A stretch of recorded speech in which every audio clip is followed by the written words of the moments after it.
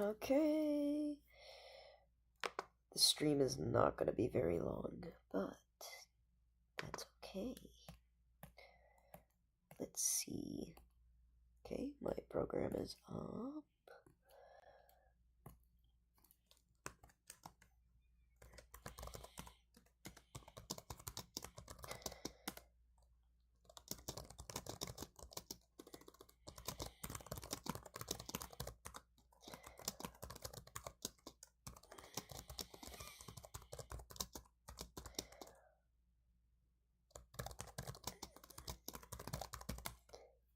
I'm gonna wait until more people join really quick.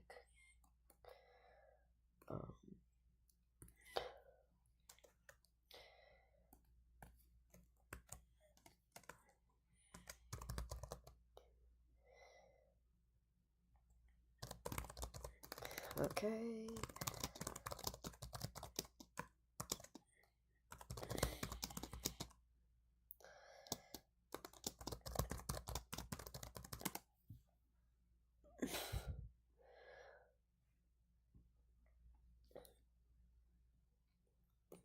Let's see. I know probably not a lot of people are going to be joining tonight because this is kind of out of nowhere. Also, hello, Minty. Sorry I don't have the voice call today. It's just because it's super late and I don't have my earbuds in. I need to buy new earbuds tomorrow. Let me make sure I write that down on my list of things to buy because I have to go in the morning in the store. So let me write that down. Earbuds. I don't know if you can hear me well. I hope so. Thank you for joining. Thank you for joining.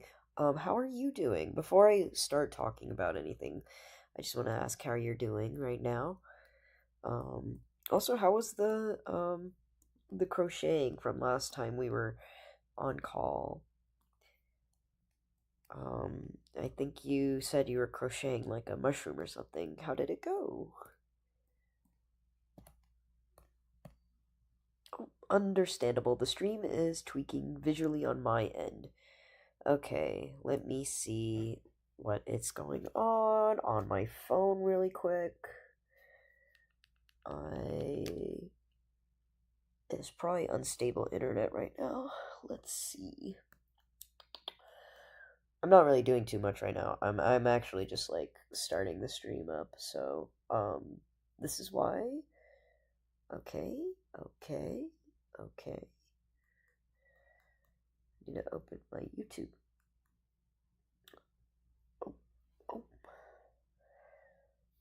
Oh. Okay. I thought I have my Wi-Fi on. I don't know if it'll be all on.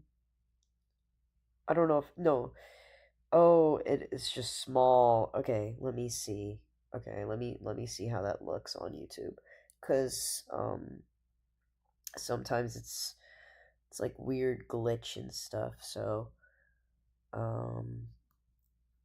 let's see.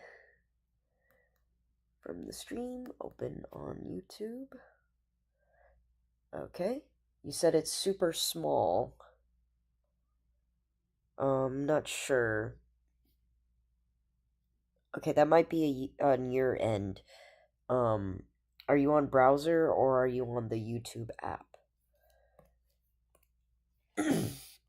Also, there is a delay in the chat, so it might take if I don't respond immediately to your question, and it's just a little bit of the stream delay.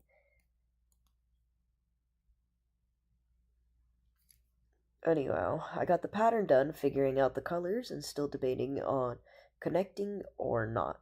The app. Okay. Yeah, so on my app, it just shows it regularly, so you might either have to go onto browser or reset the app. Yeah, that might be it. Because I did just start the stream, so,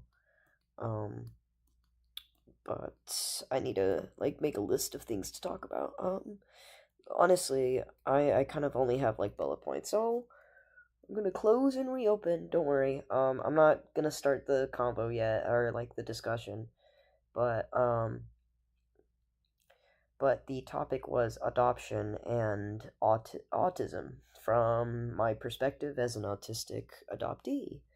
And the only reason why, okay, so before I forget, I'm gonna just say it. So, the reason why I wanted to bring up this topic, I was watching a video about Harry Potter.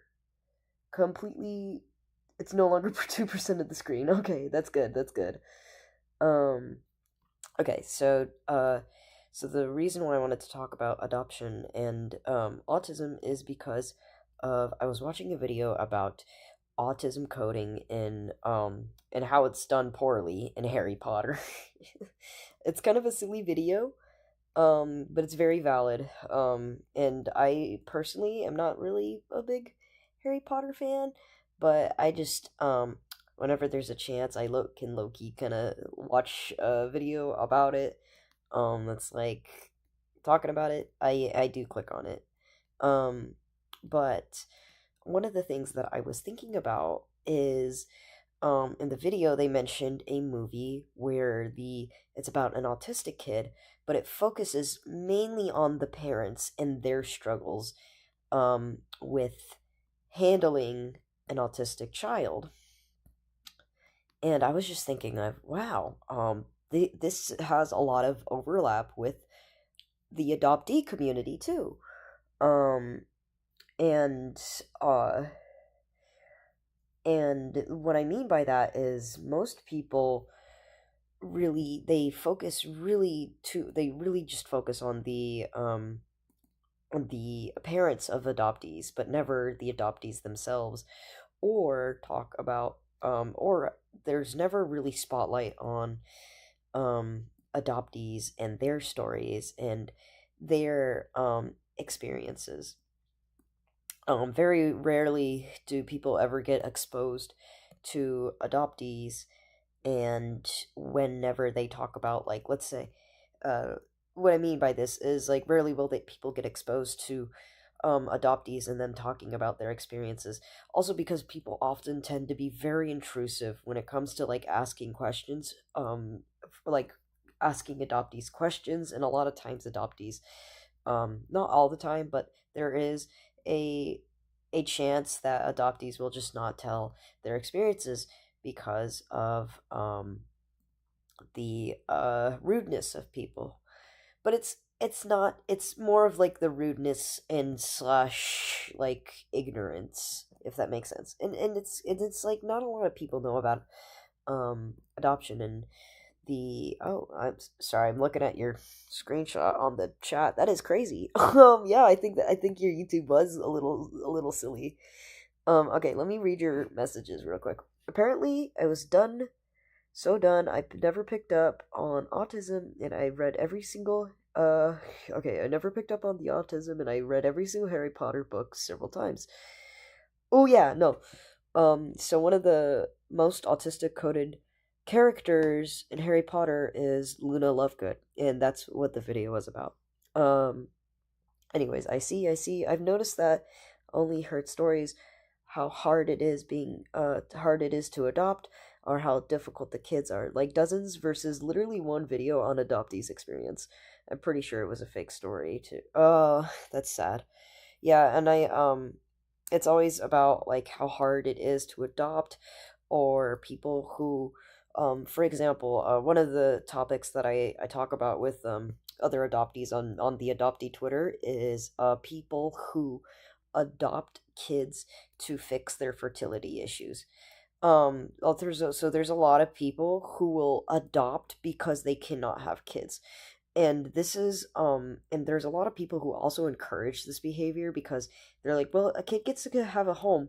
Unfortunately, there's a lot of like mental issues with that you install in your kid simply because you had fertility issues, and you think that adopting a kid is going to replace the biological baby that you would have.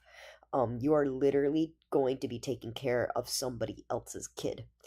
That is the unfortunate truth about adoption in the first place. That is that you are adopting a kid, but you also are taking care of somebody else's kid. And it's up to the adoptee if they choose that you to be their parent or not, even if you adopt them and take care of them and you give them a house and you give them housing, you give them clothes, and you give them food and all this stuff. But it's up to the kid to decide if you are, the um to want to have that in relationship. And this goes for even biological children too, in my opinion. It really is down to, I think there needs to be more pressure on parents and guardians, in my opinion. And I know that's such a hot take, because a lot of people, it's really hard already to be a parent, but to be a parent of an adopted kid is so there are so many more responsibilities, because it's not just adopting a kid and giving a kid a home. Because, like, for example, my experience as a Chinese adoptee, um, a transracial Chinese adoptee. By the way, transracial means one child of a different race is adopted by parents of a different race or nationality. So, for example, like, let's say white parents adopt a black kid, or this or that. Or let's say black parents adopt an Asian kid. That is transracial adoption. I just have to clarify that, because people think transracial adoption means the transing race change community thing, which it's not. The original term transracial was used by BIPOC slash POC adoptees. And then I'm really upset that the word has literally been colonized. Another person of color term being colonized again. It's crazy. It's crazy. It's crazy. Anyways, so let me catch up on what you were saying here. I do that a lot. That if you can't have kids, then you should adopt. Yes, that is a very common phrase that people say, and it's a very controversial thing within the adoptee community. There are a lot of adoptees who do not agree with that. I am one of those adoptees, but there are adoptees who also say who follow the same sentiment. So I think it's really dependent on how you want to take it. I personally think if you want to adopt, you genuinely want to adopt. You want to give a kid a home, as well as take care of them, and etc etc, give everything you can. But also that does take on multiple different responsibilities, even if the kid is the same race as you. So yes, of course. I see a lot of people say transracial racial means the second one that you said. Yes. No, it is not. That is not what it actually means. Like I said, it was a term that has been colonized. It's been taken from us. But the actual term, transracial adoption, is what I said earlier, the what I said before. So, um okay.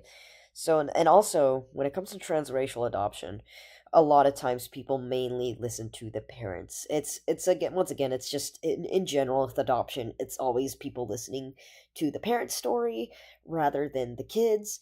And a lot of times whenever the kids do make tell their stories and stuff, people really dismiss them. And there are a lot of transracial adoptees who have been unfortunately abused or neglected. Um, and the neglect is in a lot of different forms, other than just not getting basic necessities. There is also like mental health neglect too. So neglect for transracial adoptees can be seen as, or you can say abuse, but I'm gonna say neglect, can be seen as not nurturing their curiosity for their origins. I think it's a weird habit how parents are the ones focused on. That's true, but also people just don't see children as people. They see children more as like not objects, but like kind of lesser human beings, unfortunately. And it's sad that people don't really like respect children at all. And I know it's like children are, they are new human beings. They have developing brains, they're learning, and they're curious about the world. Personally, I never and the only thing that I personally believe that um children are inherently like curious and always like, and they are always listening. They're always watching, they're always listening, and even no matter like what you do, those kids will internalize what you say, what you do, and like how you act, and they will internalize that. And that's why you see kids who are like, bullies or this or that, or um and I mean, I know there's like nature versus nurture. There are some like people who are genuinely like, don't get me wrong, there's some people who are genuinely bad eggs out there. But for most people, I do believe, like most children, like when they're crying or they're probably overstimulated, they can't explain what they want. They're still learning how to communicate. Sorry, I'm just going through all my soapbox here because I feel so like deeply for children because I was like selectively mute when I was a kid, or I think I was mute. I don't know. I had a really hard time communicating, and I think I still have the trouble when it comes to confrontation. Like I have really hard time with confrontation, and I end up, I personally, when somebody like my, like, let's say my mom, she talks to me and she's trying to like confront me about like my actions or like how what I'm doing wrong, and a lot of times I just don't have anything to say in response, like, because a lot of times I'm just trying my best to, um, personally, I want to feel validated that I'm doing a good job in life because I don't really know what I'm doing in life. And if I know that I'm doing the right things, which is, to be honest, in life,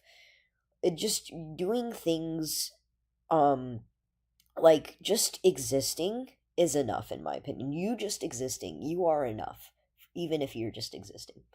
But for me, I kind of learned that I have to do certain things, and I internalized a lot of things. I'm not saying that my mom is a bad parent. I have a very complex relationship with my mom. I love my mom, okay, guys?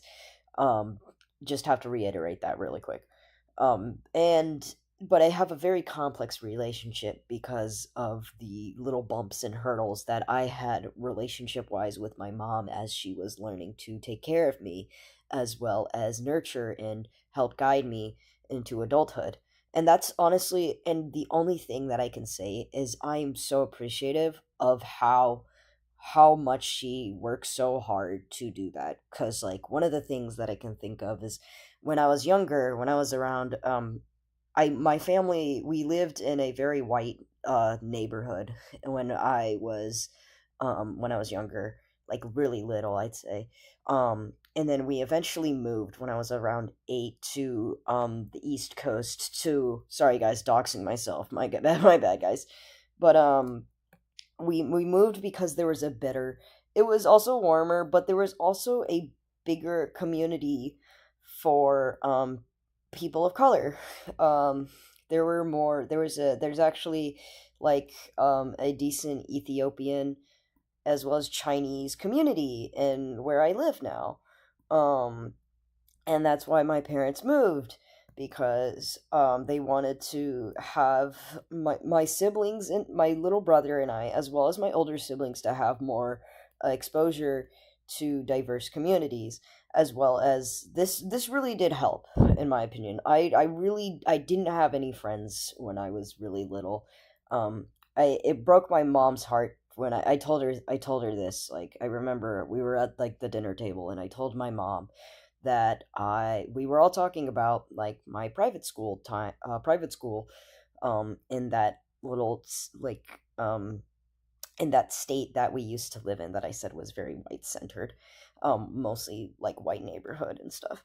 And my brothers were talking about how they would, nobody would ever play with, there was like one black kid and nobody would ever play with them, but they would go and play with them because, my brothers were raised to be very inclusive. But I told my mom that I sat alone at lunch in kindergarten slash first grade, and I thought that was normal because I wasn't really that aware of like social cues, and that makes sense because I was diagnosed autistic as a kid. And then my mom cried, and I felt so horrible. I was like, oh my goodness, well, at least I have friends now. But that's just, once again, this is kind of what I'm saying here is kind of this is kind of what you learn, like what parents would probably learn. This is one of the things you kind of have to think about if you're going to adopt like internationally, is my kid going to have friends? Is my kid going to be, how do I minimize my kid getting bullied for who they are? um or how, and one of the things, of course, is how do I protect my kid, is what parents also think about. But the thing is, you, unfortunately, you can't protect your kid all the time, so the thing that you have to do is prepare them. And it wasn't until later in my life that my parents, when I my well, I'm just going to say this, my stepdad, I have such a close relationship with my stepdad because he's my go-to man when I talk about like racial issues. If for context, my stepdad is black. And I my relationship with them is just, it there's a certain bond that I have that is just because of our issues are so, it's the intersectionality there. Okay, let me go through your chat. Thank you explaining. I see a lot. Okay, it's a weird thing. Okay, accessories or someone that doesn't say, completely understand that. It's so sad that bullying was the thing that people have to deal with. Yes. And it doesn't even have to be racial.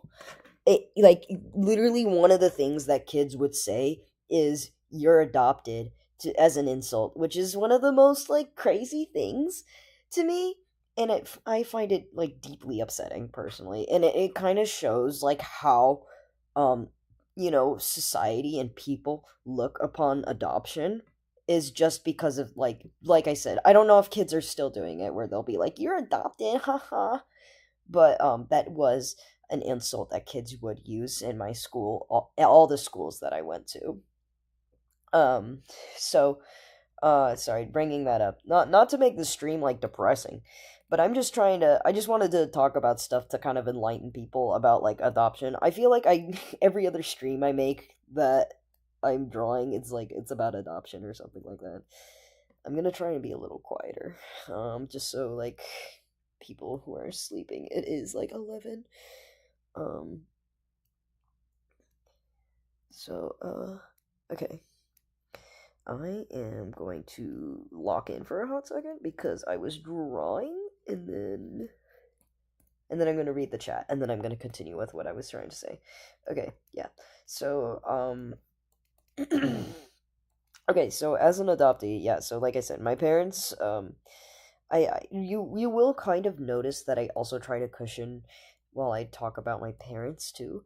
And the reason why is because people often get really upset if I don't address that I love my parents before I start talking, because they'll assume that I'm one of those kids that was like abused or something, but I was not.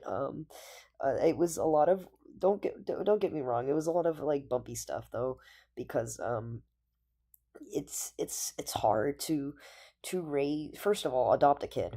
Second of all, raise a kid who also is autistic. So my parents got hit with a double whammy of the autistic adoptee. But I was gonna say, but imagine how hard it is to be. I don't want to be like, oh, it's so hard to be me, but I had to go through a lot of introspection. I had a lot of time thinking, and unfortunately, with a lot of time thinking, you also end up going spiraling. And because I'm autistic, I have repetitive thinking. I had a lot of moments where I would have really dark moments. Um, and it's really hard for me to convey that to my parents. I had to explain what it feels like for me whenever somebody calls me lazy in the household. That was one of the big things, and I always tried to destigmatize laziness, because for me it's not laziness, it's when I'm not doing anything, when I'm mostly staring at the wall, or I'm just anxiously waiting for something. um and for me, it's like, if I was lazy, I would feel relaxed. Unfortunately, I never feel relaxed. I feel like I'm always on the edge of my seat. I'm always waiting for the shoe to drop. And that's kind of what it's like for me when I'm not able to do anything. Um, okay, let's see what you said. Okay. Okay, the chat is much faster on my screen here than on my actual chat. So, okay, sometimes your brain just says tasks question mark? No. Yes, exactly. It's the ADHD limbo waiting period. I remember when I was a kid, um because I was weird. I was bullied as a kid because I was weird. I'm pretty sure my brother punched the kid because of it. Oh, you know what? That's why we have siblings. Exactly. Um, I I think there were people who try to bully me, and but a lot of my bullying was more of exclusion. People, I would invite people to hang out, but a lot of times they would tell me they were busy. I don't know if they were genuinely busy or not, but I also had a lot of times where I invited people, they said, "Yeah, let's hang out," and then they flaked on me. It really sucked actually thinking about it. That was my that was my bullying, I guess, but but it's but I understand at the same time, like I was a really weird kid too, and I legitimately screamed in the back of the classroom sometimes. But to be fair, I was doing it with my bestie before they left, they changed schools. Me and my bestie making weird animal noises in the back of class. um yeah. But yeah. Unfortunately, I too was never like I actually did bully a kid in school though. I'm not proud of myself for it.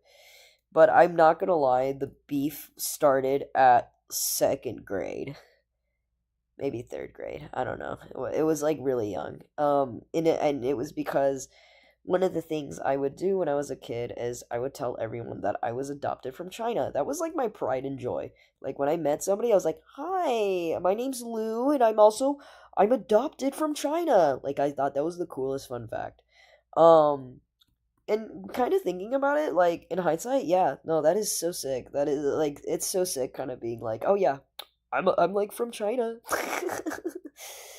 But this one kid, there was this one kid. It was in Spanish class. I don't know. I feel like I tell about this story all the time, but it was in Spanish class, and we were cutting out like little rainbow colored like shapes, and we had to match the rainbow colored shapes to the Spanish words that had the shapes and the colors. And and I'm gonna say this one kid, when I met this one kid, this other kid is also like, I think he's also autistic too. I'm not even kidding, because like growing up, like looking at his behaviors, yeah, bro is so autistic. um but it's guys, it's literally autistic on autistic crime, like what I did. Okay, but okay, so what this kid did is when I told him this, he was like, "You're not Chinese, you're Japanese, because of the one child policy." And I was like, "Bro, I actually didn't know anything about the one child policy at the time. So I was just mad. I was arguing with him. Like, I legitimately got into like a yelling match with him because I was like, "No! I'm Chinese!" It was actually the funniest thing, like, thinking about it now. Um, but I think I feel bad for the kid though, because like he was kind of in the right spot about the one child policy, but also got it wrong, if that makes sense. Um, but yeah, after that, I had like beef with him for the rest of all the way up to high school. Like that literally, like he literally made me that mad. Yeah, and I didn't bully him because he was weird. I bullied him because like of that, as well as he did stalk one of my friends. So then I purposely went out on my way to bark at him, as well as like try and like weird him out. So yeah, that was, I guess I was a jerk too, guys. Trust. I imagine you had to break up the yelling match. I imagine Oh yeah, no, the teacher came in and I explained. I was like crying. I was so mad. The teacher had to break us up. It was something. I was like, I'm Chinese. That's gotta be the most insane stuff to hear. Yeah, yeah. Imagine. I feel bad for the teacher. Imagine being the teacher and these two kids, and this one kid's like, this one kid is denying another kid's nationality. That is insane. That is actually insane. Thinking of like, I know, like, kids are the kid would probably. I'm actually so shocked that, like, thinking about it, I think it was second grade, because like, how does bro know about the one child policy at second grade?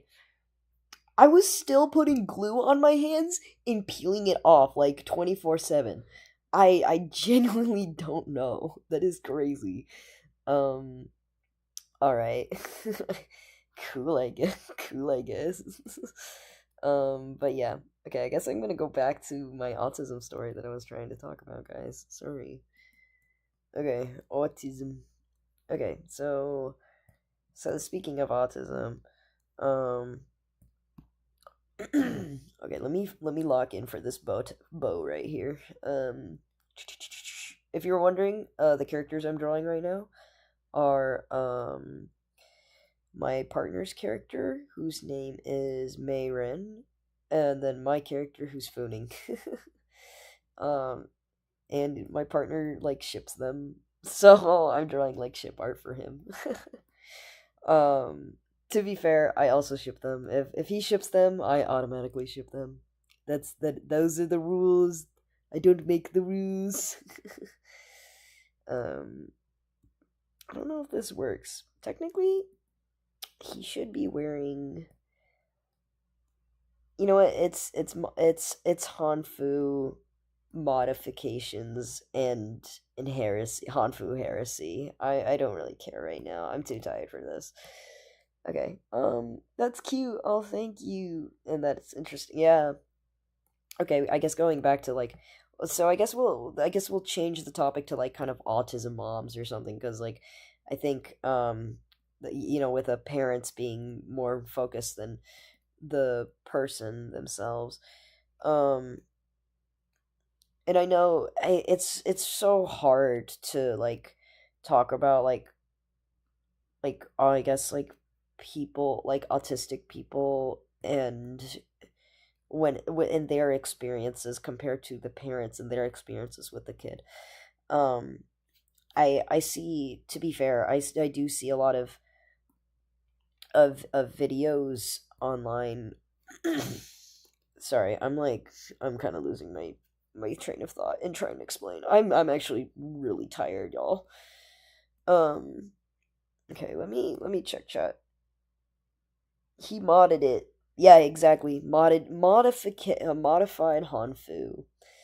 Um, but okay. Why can't I draw? Why can't I draw? One of my clients on Discord is like, "Where's my commission?" And I'm like, "I've been working. I've been working really hard. And the only reason I'm drawing tonight is because like I well, to be fair, I think I can work on the commission tomorrow, but I have to go to the store in the morning, which takes me about an hour to do. Almost sometimes 2 hours. So I really have to wake up early, I guess, if I want to get all my stuff done. So, okay. I'll wake up early, I'll come back, and then I'll, like, go back to sleep. That's what I'm gonna do. Okay. I'm telling you guys my game plan. um, okay, back to the talk. Okay, autism moms, yeah. Autism moms make me so mad. I can't even. I'm sorry. They're just like, my son. Oh, bro, and God, goodness forgive. My goodness, if the child is like a girly pop and not a boy, like an autistic girly, the amount of like abuse like autistic girlies face is like, sometimes I think about that. I'm just like, it always makes me sad that like that it that also you're kind of, I think one of the things is like the expectation to be already be masking is something that I'm like thinking about. I'm like, oh my gosh. And now, God forbid, if you're also like a person of color too and autistic, I genuinely like I didn't learn. I learned that I had my diagnosis when I was 5, and I actually was so unaware with it. It wasn't until like 2023, I think, when I was deciding to pursue my diagnosis. But then I sat down with my parents. I was like, I'm thinking of pursuing the diagnosis, because I think I may be autistic. And then my mom, she dropped the bomb on me, and she was like, actually, you were already diagnosed when you were like 5. And I was like, oh, for real? And it really made me upset because I kind of wish I knew. And she's like, you didn't. Well, how would we tell you? How would you? What would you even do? I don't know. To be honest, I think just knowing would have honestly helped with my introspection, as well as like, and I know it's because my parents didn't want to treat me any different from other kids, but I genuinely had such a hard time as a kid. Um and don't get cooked by the store. Yeah. Get cooked by the 20-minute walk there and back. Is it that is a little weird that they never did told that I never. Well, to be fair, I also never asked. But a lot of the whole time I thought I just had ADHD, but a lot of things weren't adding up when I did a lot of research on ADHD when I was a kid, actually, because that was the thing that I knew that I had, because I had to take medication for it when I was little. Um but in you see, once again, children, they see, they hear, they internalize everything. And I knew when I took medication when I was little, it was for ADHD, but I didn't realize that I was also autistic. I didn't realize I had the comorbidity um of that. So, but it's it's difficult because I feel like it would have, if I f- I guess, because okay, let me see what you said. I guess I was an adult when I was diagnosed, but they sat me down and told me, yeah, yeah, it's I they just kind of never told me until I started wanting to pursue it, and they're like, "Oh yeah, you don't want to spend like more money or this or that." I'm like, "Buh, buh." um, but I think for me, understanding that I was diagnosed also contextualizes a lot of things more too. Um, they're the way, I guess, I don't want to say the way my parents treated me, but a little bit of that. And I kind of wish I was given a little bit more grace, honestly. That's the one thing I wished with that contextual, with that thing in mind, is I wish I had a little bit more grace. But it just kind of feels like, cuz like I said, I like the reason why I feel envious of it feels kind of bad that I feel envious of like the little white boy autistics, because autism sorry guys, um because they get so much like care and attention, while a lot of it was I felt as if my family was just trying to be like, I need to fix the problem, I need to. And don't get me wrong, there's probably autism moms who try to do the same with their autistic sons and stuff and such. But for me, I never really got that grace of, oh, my child's autistic, so like be more patient or this or that. I was just kind of thrown into the lion's den just constantly. I feel like I was always just thrown into stuff no matter what. And it just kind of sucks to say. I'm just being honest here. Um, okay, though my parents aren't exactly a shining example of good parenting ideas. I feel like this could be said for a lot of parents. In all honesty, their parents, they do a lot of good, but they also do sometimes they do bad. So that's just kind of the okay. It would seem that I see that the more you verbalize your needs, the less important they are. Yeah, yeah. I I couldn't verbalize a lot of my needs when I was younger. But that's what I mean. Like, I still wasn't given the grace because I was expected to others. Okay, yeah. No, that's fair. Okay. Yeah, I was still expected to be able to, like, fully communicate. And one of the things that I told my counselor and therapist before leaving for my job here was that I felt as if, like, my one of my parents projected negatively against onto me. And and one of the things that I was talking about earlier in the stream was how kids internalize. They see, they hear, they internalize everything. And one of the things that I said was that I said to my therapist was, I think I want to do my best. And then one of the things that I also want to show is that I care about one of my parents. I care about them so much, but it makes me so sad that I get projections that I am in my intentions are malicious, or that I am purposely trying to manipulate them and stuff. Which this is pretty deep, um, but kind of I think a little bit is internalized misogyny from my parent.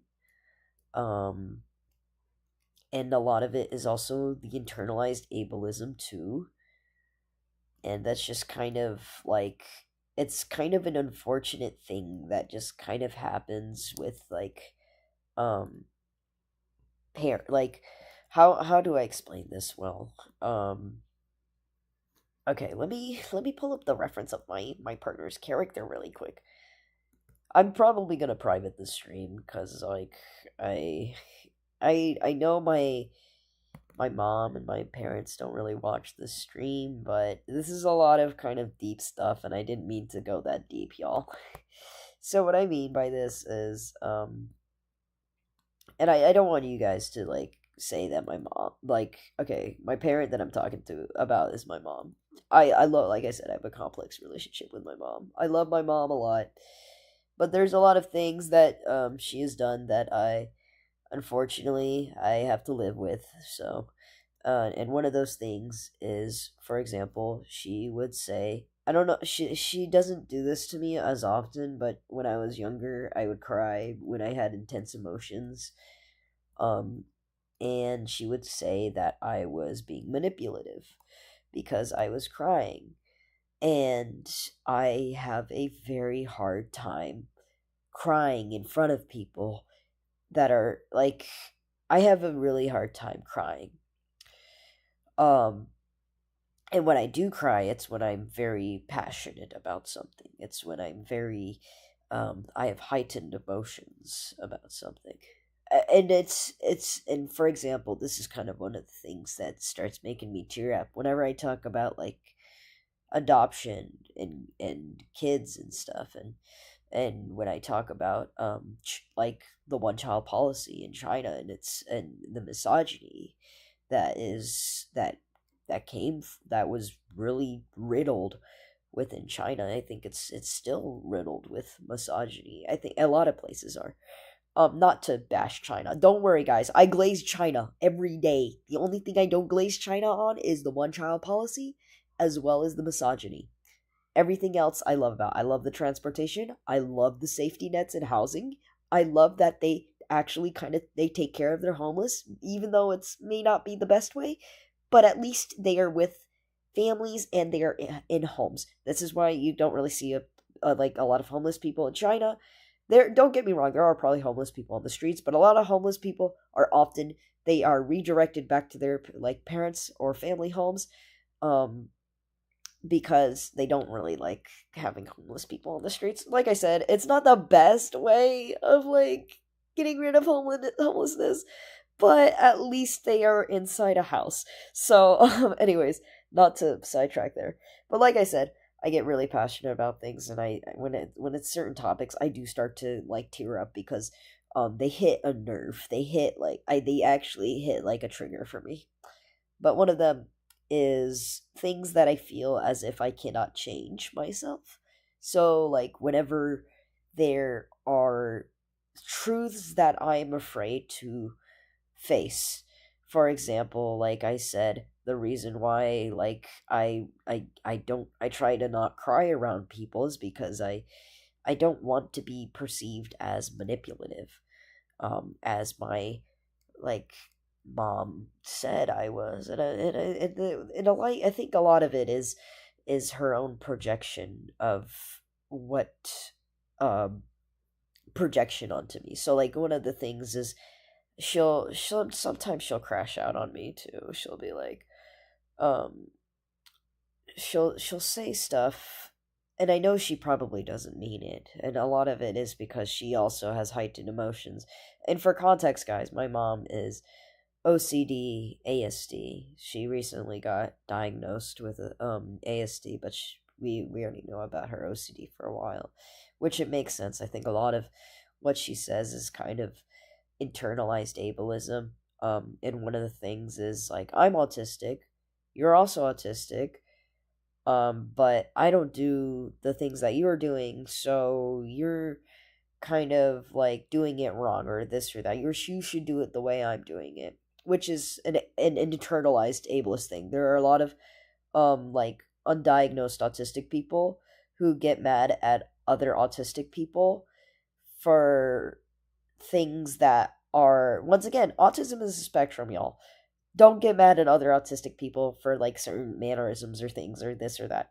But or if like an autistic person says they can't do something, don't get mad at them, because you like, if you feel like you can do that thing and this other person says they can't, don't go up to that person and say you can do it. Like, don't, I mean, you could say you could do it too, but like, don't like force your own beliefs or like your own like experiences onto somebody else, if that makes sense.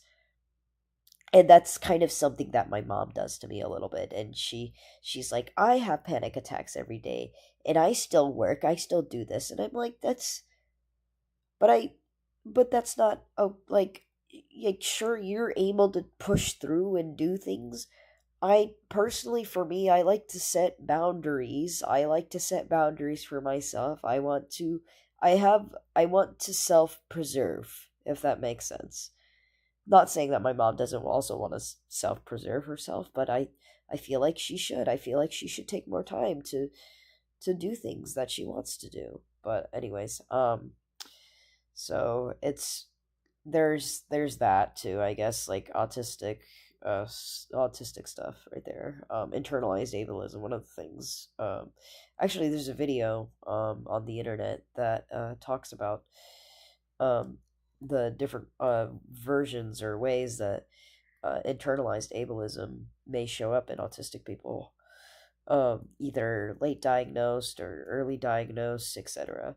So and if I could find the video, I would definitely send it to you guys, because I think it's a really good informational video that goes into just it goes into that kind of stuff, and I think it's very useful to kind of identify that within your, like, try and see if you've done any of those things and try to, better yourself, and learn.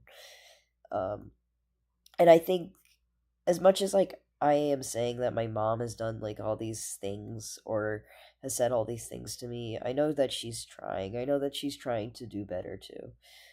Like, sure, I know, like, for me, I'm okay with, for me personally, as an adoptee and also as an autistic person who has kind of had a, let's say, it's never going to be perfect, unfortunately. Like, parenting is never going to be perfect. Being a kid or being the kid of that parenting is going to be hard. And the best thing we can do for ourselves is to better ourselves, and to move forward. We can talk about, I think, as people we can talk about all the things that happened to us, all the history, and how it has shaped and formed us into today. But another thing is, yes, we do need to talk about this, but at the same time, I think it is good to examine things, but also see how you can move forward in the future, when taking those things, like looking at those things and saying, how do I move forward from this? How do I better myself, and how do I heal, um from the things that that hurt me or affected me? Um and how do I advocate for myself and my community? And that's why I talk about, like, I try so hard to talk about, like, autism, as well as, like, um adoption, because it's so important to me that people become more aware about, like, issues and stuff, or like adoption. It's a lot of adoption. It's just I think for me it's a lot of just for me it's a lot of identity crisis for me, because I don't feel as if I belong. Like, I don't, because I'm not white, but I'm Chinese, but I also don't feel Chinese, if that makes sense. Because I never grew up with the culture. I never spoke the language. There's a big disconnect there, and some of the things to, like, lessen those feelings, are one, Mandarin classes, which my mom actually did try, but I was too silly, and I wish I kept pursuing it even after I was like, no, I don't want to learn. um, as well as, yeah, I get what you mean on that. Yeah, I'm reading what you say. Hello, Minty. I see you. You're here. I see you. I hear you. Yippee. Um. Oh my gosh, my voice is kind of hurting, so I think I'm gonna end the stream after I'm done coloring with this. I'm almost done. Trust. Okay. Let me drink my tea really quick, guys. I'm just dehydrated, y'all. Okay, I drink my tea. I forgot my water bottle at work today. I was really scared. I thought I left it on the bus or something, but it was in the room. So yay! Yippee! Um. Okay, back to autism. Oh. Yeah. I guess what I was trying to say is, like, um, you know what? Whatever. Autism moms are cringe, guys. Then end of kill stream right here. um, but no, like, it's not that easy. It's not that easy. The stream was not gonna be like that. I think I kind of just wish people would listen to adoptees, as well as, like, autistic people and autistic children too. I know sometimes it's hard to um for people to listen, because they're like, oh, this kid is like, for a lot of, like, autistic kids, I know there's, like, um autistic kids who are mute, or this or that, or, but I think to still take the time to listen, to care, is what matters. But yeah, and it's making sure we have better care for our children. Guys, I just care about children. Like, let's be for real. I just want there to be better care for children in general. I feel like we treat kids, like, horribly. I used to be one of those people who was like, I hate kids. Guys, I don't hate kids. I just I don't personally want kids, but I want the better for our future of kids. Like I want a better future for our future generations. And I just feel like every it doesn't feel like people care for the future generation. It feels like everybody really is. It's all about me. It's all about what's going on with my life or this or that. And I mean your life is very important. You're in the present, you're now, but it's upsetting how many people like just kind of disregard children. And even if you want to be child free, like me, for example, I think you can still, like, I won't get mad at a kid crying because the kid's tired. Sure, the kid's loud and it hurts my ears, but I'm not mad at the kid. But I'm also not mad at the parent because the parent is probably tired and is trying their best to, like, lull the kid too. And, and one of the things I think, I know, especially as a kid, it's harder to stick with things if you really don't want to, even if you should. Yeah. At least it seems like it. Yeah, yeah, yeah. No, I get you. I know what you mean. Um. Oh yeah. That's why it was like. That's why Mandarin classes was so hard. Like genuinely, I had like no attention span. It was not gonna happen. My brothers paid attention though, so good for them. Not good for me. I wish I paid attention. But yeah, not trying to be on my soapbox here about like children and stuff, but I just I just really feel really bad because everybody has such negative attitudes towards kids, and it just makes me sad because it's like people are like kids are evil, kids are little demons, and it's like once again it's just the projection. It's projecting onto kids because like I mentioned for myself and my mom, I brought up that story because um that's kind of how I felt during my childhood, even to adulthood, where it's just like I feel like it's just projection of one's uh like perception of you. Like I don't like people perceiving me in a way that, like, for example, like in a negative, like they, for example, let's say like sometimes my mom's like, "You hate me," and I'm like, I don't, or she's like, "You think I'm nagging you," and it's like I don't think that way. I genuinely care about what my mom has to say. I literally stay awake at night thinking about like it like if my mom and I had a confrontation about something. For example, something as silly as like cleaning my room. Guys, I am a horrible room cleaner. Let's be real. And it is something that I am working on. But if that's like the biggest issue my mom has with me, I'm doing pretty well thinking about it. Like, guys, like out of all the things that I could be doing to get reprimanded by my parent, cleaning my room is like not bad. but but it still upsets me, of course, that my character, like, that I have to have a bad moral or bad character um to be my mom could confront me and criticize me. And by the way, criticism is not in the negative context here. It is constructive criticism. It is very valid of her to be like, yes, why did you clean your room? I just, like, to be fair, I procrastinate, or I like to designate time. I like to clean everything all at once. um but and I really, and to be fair, on her point, I should have cleaned my room earlier.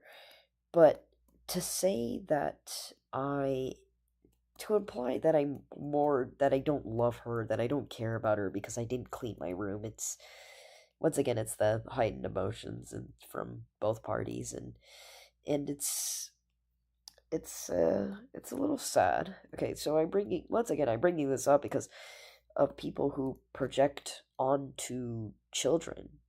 This is something that people do. People project negative, um, negative, what is it? intent onto children when children simply do something when they don't know. And a lot of the times when kids do something, it's a very neutral thing. It's out of curiosity. It's because they don't know. Um, and to reprimand and say a kid is horrible because the kid spilled their chocolate milk on the floor. That's where it gets me. That's where I get upset. That's where I get genuinely upset is when people um like project those negative emotions onto people. Okay. Kids can be little gremlins, but it's not their fault. Like I said, yeah. I'm not very good at cleaning either, Lameo. I got railed recently over over it, but I when I go do something, I'm so like, that's fair. Yeah, languages are hard to learn. But yeah, that's why I'm bringing up that story because um I think it's kind of important to me to like talk about this stuff um when it just kind of feels um like I said, it's not fun when someone projects negative emotions onto you, or not their negative emotions, but I guess negative intention.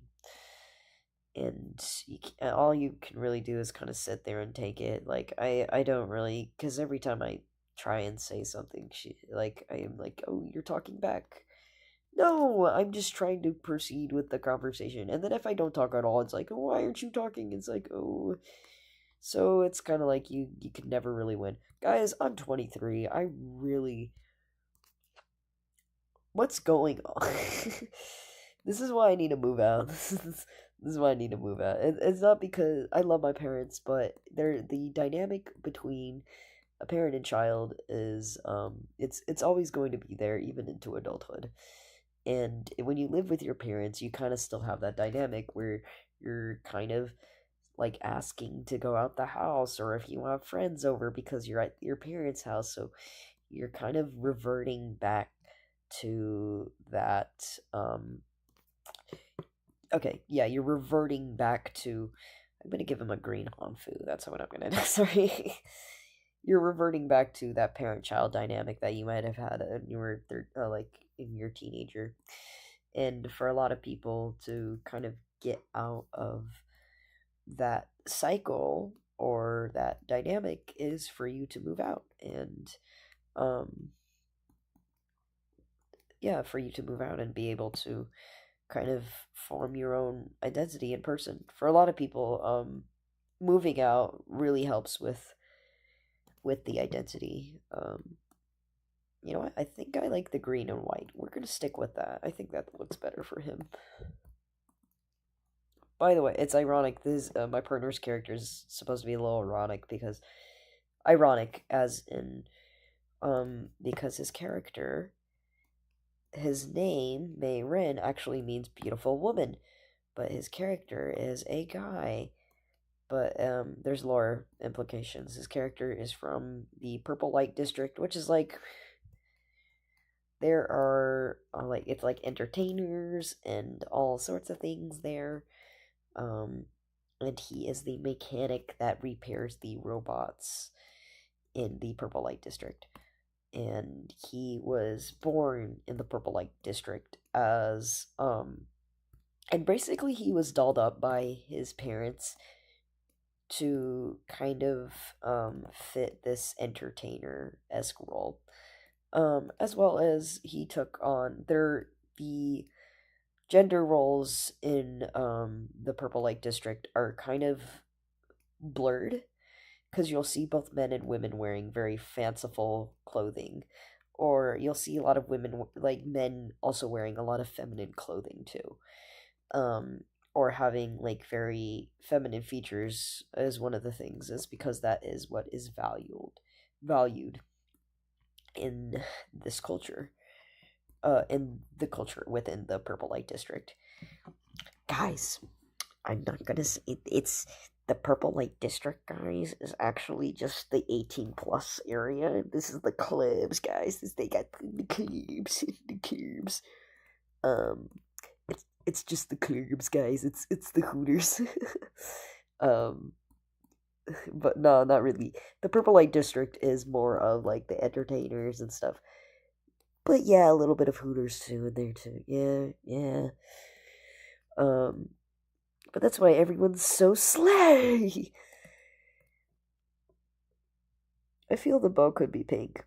Oh, okay, I'll try that. Um, yeah. My voice is kind of hurting a little bit because of talking all day to customers. They're very cool. I don't really want to. I know. I don't. I don't know why I was thinking the audio. We all fam in the club. Yeah, real. Oh, you're so. We all the fam in the club. In the club. Yeah. So he's from the club. Um, and he repairs Fooning when Fooning breaks down in the Purple Light District because somebody jumps them. There are a lot of characters that jump robots in the Purple Light District. It's actually one of the most dangerous areas for automatons to go because they will hijack them for their own purposes. We're not gonna get into that. It is implied. Sorry guys. I like dark stuff. But this is kind of it because it is actually supposed to be based on ancient China and some of the aspects of ancient China. But yeah, guys, they all you gotta know is they do drugs in this area, guys. Let's be for real. Bugs doing drugs. Bugs getting high, guys. Yeah. Oh, I do like the purple. The pink. It does look nice. Okay, let's see.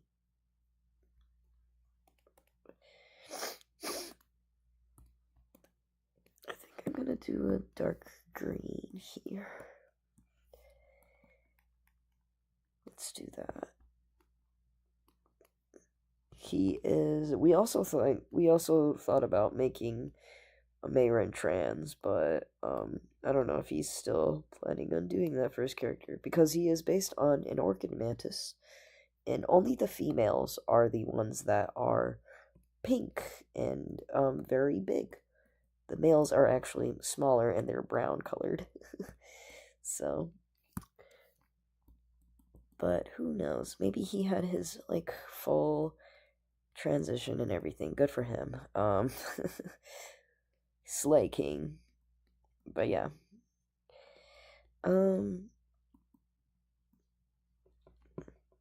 There is Fooning, so cute.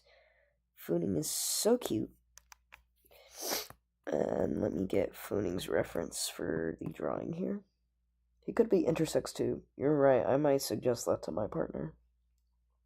I'm just imagining an automaton hiring a buddy to protect them to go through their yes.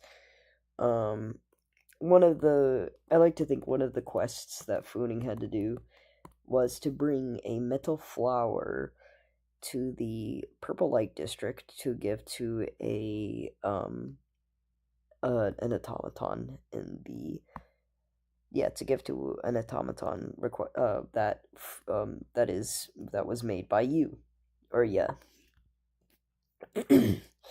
Yeah, it was like I have an automaton that I really need this gift to go to, and Fooning is like, yes, I can do this. Yeah.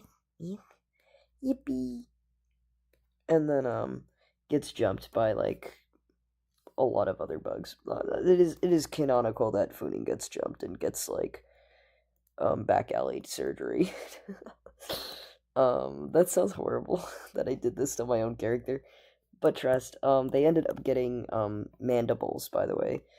So they could taste food. They can't eat food. They can only taste it. They can feel the texture and sensations that the food has, but they can't like consume it fully as their body is they're a fully mechanical robot. They can't really digest things. But it is really nice that Fooning was able to get that ability from the Purple Light District. But it's not fun that Funing had to get like jumped and get back alley surgery. But it is what it is, guys. We live and we learn. So, um, and my character learned the hard way. But and there's also human AU. The same thing would have happened. They would have got like a movable mouth or something like that. That kind of is scary though. Like, just imagine like kind of existing, and then all of a sudden you get jumped, and then like you get like a whole new like feeling in your body or something like that. Sorry, this is so random. They're robots, so no eating. Pro mandible. Con, I got jumped. Nah, for real, for real. That is like the whole like point of my character going into the and Funing had to do it because they were going to enter like a contest of cooking, and they needed to make sure they could taste stuff, which is something canonical to their storyline that I'm working on, which is only for me.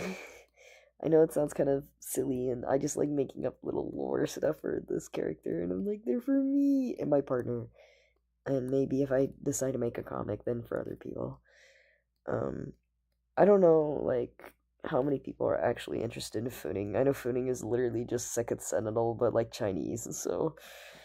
But I don't know. Maybe there's people who like Funing. I just I kind of just made them like I was just like Second Sentinel, OC ripoff. Ah, let's go. So, but oh, they're so beautiful. My partner's OC is so beautiful. Oh my god. He is a goddess, guys. He's a goddess. um I think I like Funing's story so far. I love the implication that they didn't have a mouth before. That is true. That is, but they didn't have a movable mouth. Yeah, so for the robot form, I meant the humanoid form of Funing, they didn't have a movable jaw, so their mouth was just purely there for aesthetic before they got jumped and they got an actual working mouth. Um but what Funing has is like kind of a storage compartment though, to like put the discarded food to like throw up later because they don't want to be rude in front of people. Sorry, that was very gross. They're kind of like an owl if you think about it. Funing is kind of an owl, with the pellets. That's so gross. I'm talking about the technical robotic stuff. But it is very important in Long's culture for people to be eating. Like, people share food at festivals and all sorts of things. And Funing feels like they're missing out because they can't eat. And there are automatons that also have augmentations that allow them to quote unquote eat. Um but one of the things that bugs do to kind of discriminate against the automatons is saying they can't eat it or they can't fully digest or stuff like that food. So they discriminate against the automatons, which is so sad. Automaton discrimination. And actually, this is why it's really important that I don't call Funing a clanker, guys. Like, because, like, in the world of Long, like, that is, like, when you insult the robots, that is literally, they are literally a marginalized group in Long. Literal robots, guys. Yeah, literal robots. Um, but, but there are, but there are bugs that are empathetic to the robots, so it's not too bad, I guess. There's people who care about them. For example, Mayren here, yeah, he likes Buck. He likes um he likes the robots. That's why he's kissing one. Guys, this is why he's kissing robots. This jit kisses robots. This jit kisses, sorry.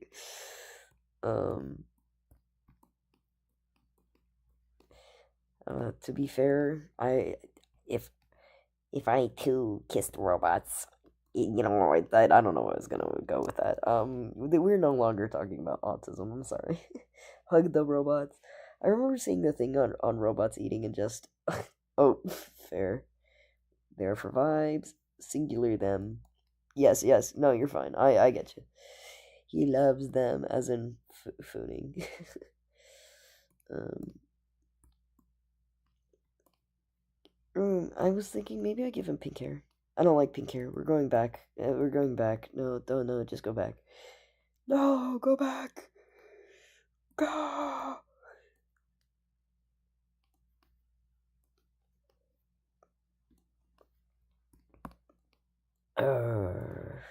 My throat hurts, so I think I might end the stream soon. But I appreciate you hanging around, Minty. Thanks for dropping by. I think next time I'll make like actual proper bullet points and I won't talk about like my family and stuff because like genuinely, yeah, instant regret, Lemieux. Fair. Oh my god, there's 3 people watching now. No, guys. Now there's 3 people watching, and I was thinking of leaving. Okay, black suits and better anyhow. Yeah. Oh yeah, yeah. The instant colors hair. Oh. Let me get the proper color. He's a pink guy. He would wear a pink sweater. I don't think he would wear any other color. If he's not wearing pink, he's not the real Mayrin. Literally, he's not real. He's fake. You would know he would gotten kidnapped if he's like, I hate pink.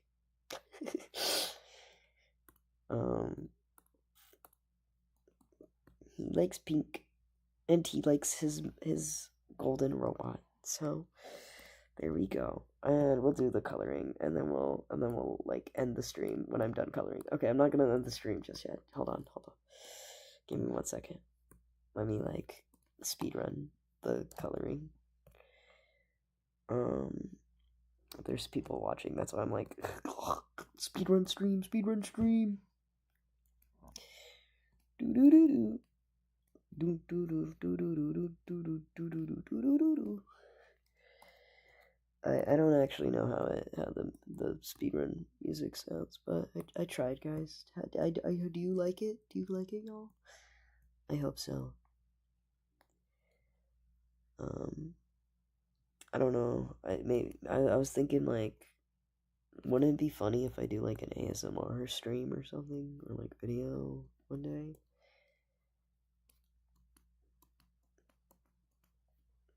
That would be kind of funny. Oh my goodness, it's like 12. Oh my god. Okay, I need to wrap this up, y'all. I need to wrap this up. Yeah, we are now on speed run mode. This guy, you know what? I'm gonna keep his tassels white. I don't feel like changing them. Whatever. Pink tie, pink bow. Giving him a pink Stanley so he can drop it and make a sound that breaks the sound barrier. Yes. Yes. Yes. Oh my gosh. Also, this character is supposed to be like peak emasculation. He's supposed to represent the emasculation of like men in like ancient China, but that's a topic for another day that we're not getting into right now. He's supposed to be like my partner and I were inspired to make this character based on an ancient Chinese like consort, male consort, because that was an actual thing in like ancient Chinese brothels, is they would have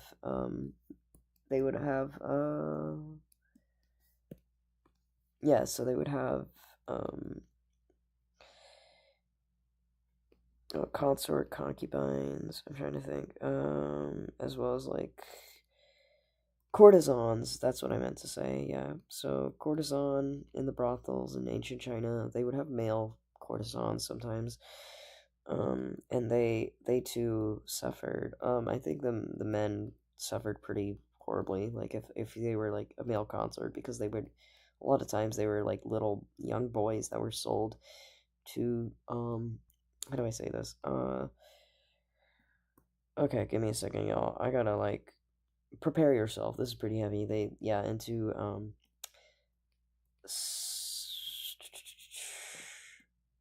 into adult activities, y'all. Adult activities. um yeah, no, it was really bad. And then these boys would grow up to if they were really good or something, they would grow up to be like they would also like um how do I say that? They would neuter the men. They would like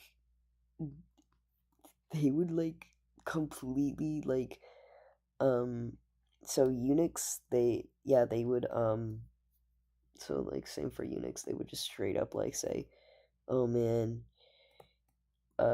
yeah, no, they what is it called? There's a term for it. I can't think of it, y'all. It's too late for me. Just know that they like completely got rid of like their the male genitalia, like and with the courtesans and stuff. It was really bad. And same with eunuchs, but they were kind of sometimes they were willing. They were like, I'm going into the rear palace to do this job, and then they say, um, goodbye balls. So, but for but also there were slaves, unfortunately, too, that would be castrated. There you go. That's what I was looking for. They would get castrated. Um the yes, okay. My goodness. Okay, there were slaves that would get castrated and then chucked into the rear palace and stuff to do like slave labor. Um but like for courtesans, it was pretty bad because it was like if they were like favorited by like visitors and stuff, they would also castrate them too. And then if by the end of all of this, like after all of like the torment and stuff, they would literally just like throw them out if they got too old, which is like too old is above like 23, y'all. You're like you're old. And then they would just throw them out and they would die. They would like starve. Like these men would starve. Um it's pretty bad. Sorry, I didn't mean to traumatize you guys about some random ancient Chinese history stuff. But yeah, low key, Mayrin is kind of inspired based on like one of those like male courtesans, except like without the horrible parts. He still has like the horrible society expectations, of course, but he doesn't have the sold into prostitution at a young age, at least. So um he kind of chose to be a mechanic, though. His family was like, you can go anywhere else, but he's like, no, I'm gonna be here. I want to fix robots, which is fair enough. And he's like, I also want to be Slay. um don't get me wrong, this character, we've my partner and I talked about this character and um his struggles with the Purple Light District. The Purple Light District is not as dark as like actual Chinese history, though, by the way, guys. It is inspired by, but it's not the same. They don't have like the prostitution stuff. Instead they have like drugs. They have opium, guys. um so don't worry, guys. All that's going on is the bugs are getting high. But that's it. That's really it. Really. Yeah. Okay. Me when the bug getting high for real. For real, guys. For real. For real. White works very strange. Dang. Just to be femme part. Yeah. He just wants to be femme, guys. Like, understand. He just wants to be femme. The Footing is just like, oh my gosh, I need to find a person to give this flower to because you said so, and then I want to leave because I want to go back to the farmlands or something, because Funing doesn't really like the Purple Light District. It's canon to their lore. They just find it really uncomfortable with what they do with the robots there, which makes sense. The robots are used for entertainment and stuff, and Funing is like, I think if they really enjoy making entertainment and stuff, then they should. But if it's just like forced labor, Funing is not a big fan of forced robot labor. Like Funing thinks like if a robot wants to do something, then they should be able to do what they want. Which I think, in a weird way, I think Funing would totally be like anti AI, like even though they are literally a robot. But it's okay. Funing is not really an AI or anything like that. Funing is more of like a soul within a metal shell, kind of like Five Nights at Freddy's style, but not really like possessed or anything. Just more of like soul and in a shell. So kind of, I guess, kind of more like Metaton with a ghost in a shell. But there it's more transformative in a way. So it's not like human haunting or like bug haunting, I guess in this case, but it's just like they're their own being. It's like it really is a robot with a soul. Um, and that's the Funing's concept is just kind of like you kind of have to like jump through a lot of hoops and stuff and to understand the character. Um, but yeah, so I really like talking about Funing. I love Funing. Funing is like my favorite clanker, guys. I'm joking. um, but yeah. Oh my gosh, he's so cute. They're so cute. Oh my goodness, look how cute they are. They are so cute. So cute. And now I put background. I'm not doing like full background, don't worry guys. We're not gonna be here for too long in the stream. I just need to make sure I have like something simple. They're so cute. Oh, oh. I like that one. Okay, this is nice. We're gonna do a blue one for. Oh, that's a little too much. No. Do like green. Yes. And then we're gonna do an orange. Yes. I like that one too. Okay. I think I'm done.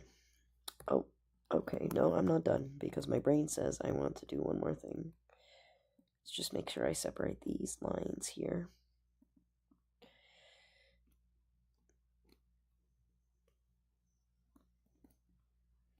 Alright, and then I'll be done. Okay. Yes. I am done now, guys. I am going to end the stream. I really, Bugs do be doing lines. I really appreciate you joining the stream, y'all. Thank you so much. I hope y'all have a great night, and take care of yourself. I'm gonna end the stream in a second now.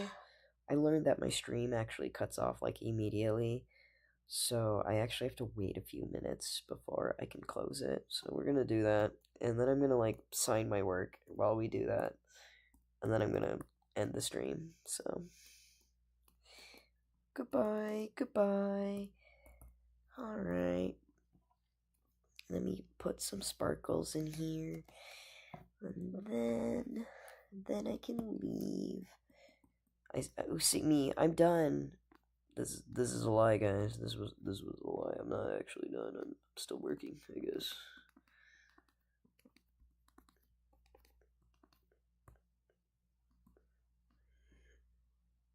Okay.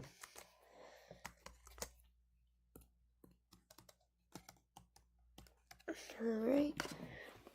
Thank you guys for hanging in there.